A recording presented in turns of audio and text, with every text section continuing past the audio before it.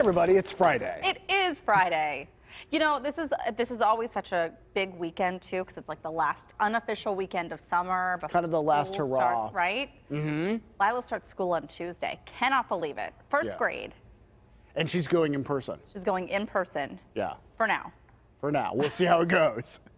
Not, but first grade is a big deal. It is. Do you remember going to first? Because kindergarten is generally half a day, but first grade you have to go for the whole day. Yeah, she did full day kindergarten. Oh, she did. But there are options to do half day. We just thought. Right. Let's just move this forward. Let's just get on this bus. But yeah, we're really excited. Yeah, I don't know if she's so excited.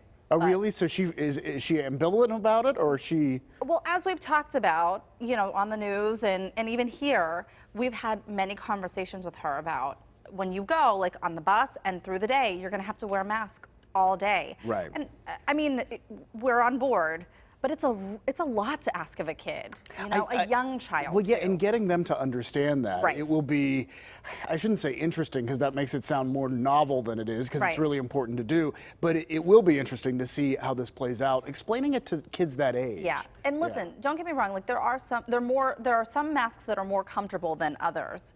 Right. But to have something on your face, rubbing it up against your face for all day, 8 hours. Yeah. You know, we have nurses and doctors who find it to be uncomfortable and unbearable, and we're going to ask our young students, but she understands. So that's been like the biggest hurdle now, is preparing her for what's to come starting Tuesday. Yeah. So, well, hopefully things go very well. She is looking forward to seeing her friends, I can tell you that much. Good. Well, not only is it Labor Day weekend, but today is one of those national holidays, and it's one of those strange national holidays. It is National Lazy Moms Day. Now, it is not a day to celebrate lazy moms. It's a day where moms should get a break, sort of like Mother's Day, but not as big. But the idea is to like delegate some of the things that you have to do to other family members. But my problem with this holiday is the name of it. Yeah. Because I don't know any lazy moms. So I have come up with some other names that I think are better names. As a mother, I'm glad that you came up with some. All right, so let's try this. Instead of National Lazy Moms Day, let's try this. National Moms Deserve a Break Day. Well done. Doesn't that sound way better? Yes, it does. Okay, now I also have a third option, just in case someone didn't like that.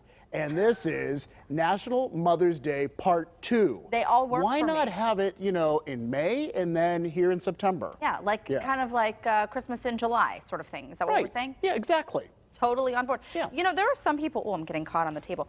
Some people who delegate better than others. I have not found that nice area where you don't sound like you're just complaining or not wanting to do something. Oh, I know. You know what? Don't you have like an aunt or a relative my mother-in-law that is really good at like, somehow they're able to say, like they get the point across of what they want you to do, but they don't sound like they're being bossy. It's just like, Heather, you can help me with this process. Right. Yeah. And you just sort of get swept up in it. And I don't even know what the language is, but I think we both experienced this. I remember, where you're like, before you know it, you're filling the water glasses and you're happy to help. I think that one of the first times that I met Frankie's mom, she said something like, Heather, the placemats are in there. And I just took that. Yes. Okay. That's all a great place to put them. No, I jumped right into action. But that's the thing. Some people are just very good about delegating. I haven't found out how to do that yet. I'm Keep at it. Sooner or later, I think you'll get the knack of it. All right, we want to tell you about something that just speaks to the kindness of others. Yeah. There is this thing called the Venmo Challenge, and it's all about helping. We know, like, waiters and waitresses and bartenders right now, really it's a difficult time. You know, restaurants lower capacity if they're open at all. So what people have been doing is they go on social media, they ask people to send money through Venmo. Like to their account. Yeah, their account. And then they go and surprise a waiter or a waitress. And so we have video. It's a man named Brian Murphy. He is a DJ, and just watch, because this is kind of cool. The waiter's name is Peter. I've asked everybody on all my social media to Venmo me at least 50 cents, right? And we're going to go out and tip a random server. So you just so happened to be that person, and you took care of us really well. And so we raised $1,000 for you. Let me just count it out. You want me to count it out in your hand? Yeah, or? whatever you want. All right, here you go. There's No way. 50, 100. Wow. I mean, look at that. I love the reaction, too. Wow. And so this is in California, but it's happened at a place in Baltimore. The waitress got more than $600. Virginia Beach got a huge tip as well. And I mean, the fact that this is catching on, I love this. Yeah, well, especially because they rely on their tips. I don't know if it's still the case, but I know that oftentimes servers and staff will make less than minimum wage because their tips account for their pay. Right. And I think that's very true at some restaurants, yeah. So really cool. Love to see that happening. Neat to see. Generosity. I'd like to know if it's happened in Pittsburgh.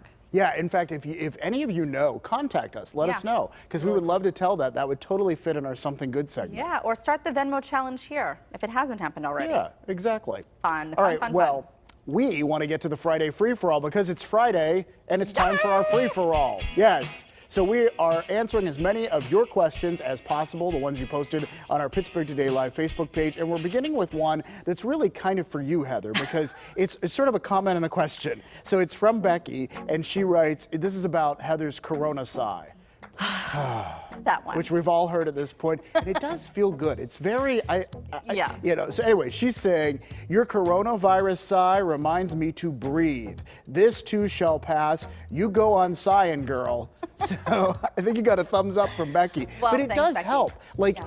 We joke about doing it, but we've done it on the show. We did it yesterday on the show, I think. Yeah, we did. Practically do it every day on the show. And it's just the release somehow. Yeah. It kind of just centers you a little bit. Right. Yeah. Someone actually wrote in yesterday and said that it sounded like I was complaining. And I think of our viewers as part of my family and friends, like my extended Very family true. and friends.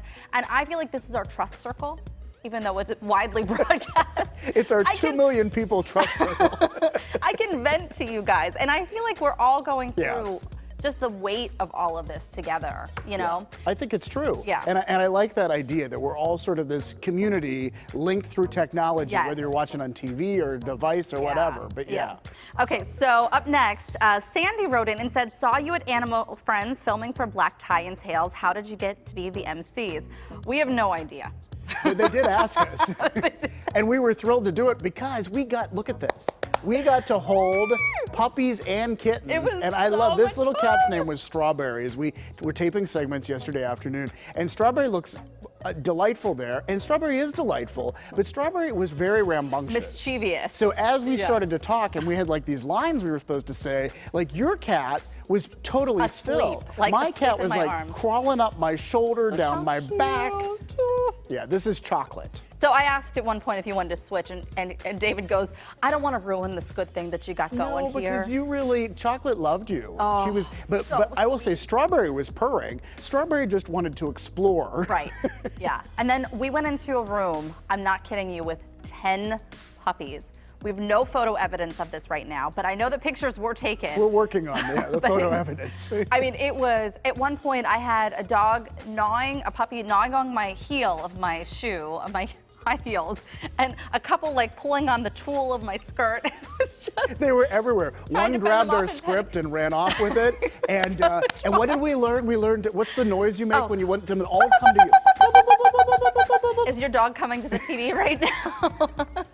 But if you do that, they all started Right. It and was started running over. It was amazing. All right. was So so anyway, much we had a fun. lot of fun, and we'll tell you more about that in the coming days.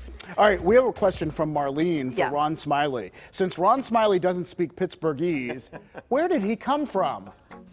Not from Mars. Where did you come from, Ron Smiley? Well, have you not heard the birds and no, just joking. Now that would have been an interesting little segment. Never thought it would go there, did you? I grew up in You can go anywhere on this Arkansas. I was. My dad was a drill sergeant in the Air Force, though, so I was an Air Force brat. So I was born on Lackland Air Force Base, Air Force Base in San Antonio, Texas. Wow. And so That's did you? pretty neat. You were born there. Did you grow up there? No, I only spent my first 3 years in San Antonio, and then I was in Little Rock the rest of the time. So my older sister, she was the one that got to to move around and do all the moving with the Air Force. So not so much. No. Okay, so Little Very Rock is cool. really where you, Yeah, that's like yeah. where you went to high school. and Yep, everything. exactly. Okay. That's All right. neat. Now we know. I didn't know that, Ron Smiler. If I knew, I had forgotten. So thank you. Hey, Connie wrote into our Pittsburgh Today Live Facebook page. Yeah. And she made your peach burrata salad. Which But- I love. But she did have a question for you, David. She Right. said that she had a difficult time finding the burrata cheese. She had to go to the Strip District, and she's hoping that she can find it at more places. It can be difficult to find. Of course, you can get it in the Strip, like at Penn Mac, Yeah. but you can also get it at market districts. I suspect you could probably get it at Whole Foods, but you can't. Like the Giant Eagle by my dad's house doesn't have burrata cheese. Yeah, So you yeah. got to go to a market district, Call but you can ahead. get it. Yeah, Yeah. you can get it there. All right, and Diane wrote, "I love this show so much." Thank you, Diane. We appreciate that. Do you both ever argue? Just wanted to know. No. No, we really don't. No. We've been working together, what, 2 years Yeah, or almost. so? Yeah. Yeah. And I mean, we worked on projects even before that. Yeah. We've never argued. Like No. sometimes there might be tension in the air, but it's not because of something you did. Right, it's never between us. It's like a situation where we both kind of feel this tension. It's but like coronavirus.